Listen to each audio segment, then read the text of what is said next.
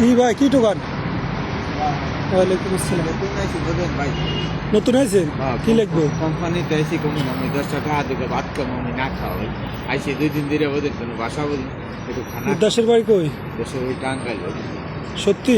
হ্যাঁ ভাই আমার লাগে মিশা কথা কইলাম না খাওয়াই লেগে আমার বাসা কই? বাসায় সামনে সকালে খাইছেন কিছু? না 2 দিন ধরে আইসি কিছু খাই কয় মাস হয়েছে বিদেশ আইছেন?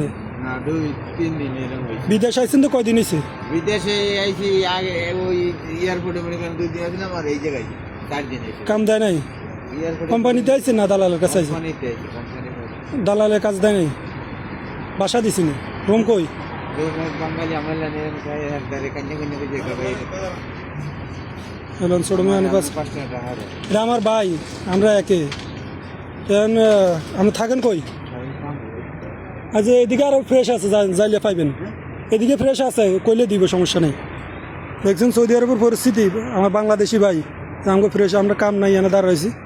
ইয়া মানে খাইব যে খাওয়ার টাকাটা নেই। বাস্তব দেখছেন একটা ভিডিও, খাওয়ার টাকাটা নেই। হাঁটি হাঁটি কয়দিন ধার দেনা করে, কয়দিন মানুষের থেকে ইয়া করে, আত্মীয় স্বজনের থেকে আনি খাইব, কিচ্ছু করার নেই। তো সৌদি আরবে যারা আইবেন একটু বুঝিও নাই, বহুত লোক ভাই কাম জানা না থাকলে যাওয়া হয় আর কি। দালালে আইনা কোনো রকম মনে করেন যে সৌদি আরব ঢুকে দিতে পারলে হয়েছে। এবার আকামা হোক বা কাম হোক, বহুত লোক ভাই বাবা বিপদে পড়তেছে। এই হচ্ছে সৌদি আরবের পরিস্থিতি। আর যারা কাম জানা আছে এরা মোটামুটি 2-4 পয়সা কামাইতে পারতেছে। বা কাম জানা থাকলেও অনেক জায়গা দেখা গেছে লোক থাকতে হয়। আমরা যদি কোনো লোক থাকলে আপনি 2 দিন আগে পরে একটা চাকরির ব্যবস্থা আর কি। তো আমি অফিসের সামনে দাঁড়াইছি, আমার কোম্পানিতে কামে দেখলাম যে লোকটা আইয়া ভিতরে যারা আছে আমার অফিসের এর কাছে টাকা চাইতেছে, মানে খাওয়ার টাকা নাই। বা কোম্পানিতে আনছে, যে দালালে আনছে চাকরিও দেয় নাই, ওইভাবে কোনো সুযোগ সুবিধাও দেয় না, আকামও দেয় নাই, রাস্তা ছাড়িয়ে দিছি। কারণ গুড়ি গাড়ি কী করবো, মানুষের থেকে মানে খুঁজি বিচারি খাইতেছে। তো এটা হচ্ছে সৌদি আরবের আসল পরিস্থিতি আর কি। বহুত লোক ভাই মতো বিপদে আছে। অনেকে এই যে সামনে ইশারার মধ্যে বসে থাকে ঘন্টার পর ঘন্টা। আমরা তো অফিসের সামনে যেন দেখি ঘন্টার পর ঘন্টা বসে থাকে। আগে দেখা গেছে গাড়ি মানে গাড়ি আই কিছুক্ষণ পরে গাড়ি আই লোক লই দিতে যাইলে কামো যাইতে। এখন মনে করেন 2-3 ঘন্টা একটা গাড়ি আই থামে না।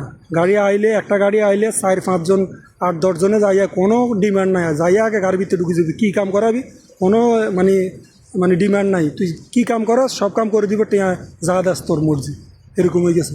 তুই এনা মানে আইলে দেই অফিসে, এটা তো অফিস মুক্তব আর কি। তুই এনা যাইলে দেই ঘন্টার পর ঘন্টা দাঁড়াই থাকে, ঘন্টার পর ঘন্টা বই থাকে এইখানে ট্রাফিক সিগন্যালের মধ্যে। এগুলো বেশিরভাগে পাকিস্তানি, যদি এখানে বাংলাদেশি লোক কম বইয়ে। তো অনেক জায়গাতে আবার বাংলাদেশি বইয়ে। তো বহুত লোক ভাই যারা কাম জানা আছে এরা বর্তমানে সৌদি আরবে 2-4 পয়সা কামাইতে পারতেছে বা ভালো সুযোগ সুবিধা দিতেছে। যারা কাম জানা নাই এই লোকগুলো এসে বেশি বিপদে পড়তেছে আর কি। এই হচ্ছে সৌদি আরবের হাল চাল। আসসালামু আলাইকুম।